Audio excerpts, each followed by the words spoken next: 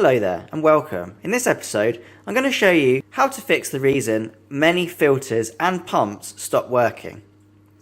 This tip is applicable to not only aquarium filters, be it internal or external, it's also useful if you're looking at pond filters as well, as all filters generally have exactly the same mechanism working inside of them, and 9 times out of 10 the filters that are brought to me where I work have stopped generally for all the same reason. So when people are cleaning their filters or their pumps, the one thing that is usually left out is the impeller.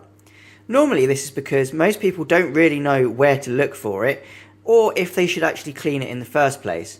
But it's in fact the only moving part in a filter, and it's one of the most important things that you can clean. Otherwise they tend to stop or slow their flow down. The first thing you want to do is locate your impeller. In this particular filter, it's housed here, in the bottom of the filter. You'll usually better locate the impeller because that's where it will be heavy, because there is a motor inside and electrical components. On every filter or pump, the impeller will be accessible, so even if it's not obvious, there will definitely be a way to access it. So what you should see is something like this. You'll basically see a housing with what looks like a propeller in the middle of it. This is the part which turns around and pushes the water through the filter or out of the pump. If your filter has stopped working, or it's running really slowly, or if it's making a really weird rattling noise, this is probably the part that's causing it.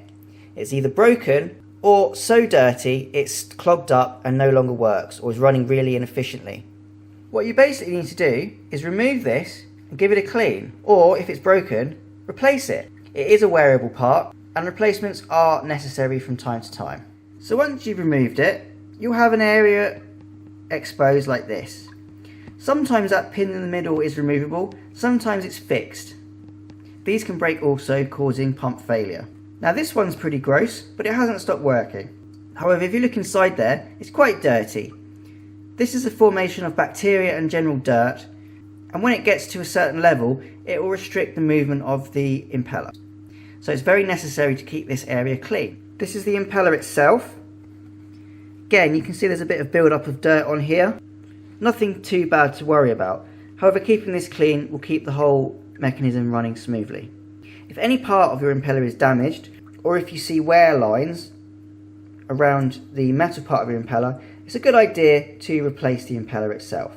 Once you've given it a bit of a wipe around, replace the impeller, give it a quick spin to make sure that it moves freely. Now all you have to do is reassemble your filter or pump and turn it on. Most of the time this will fix your problem and the water will start flowing.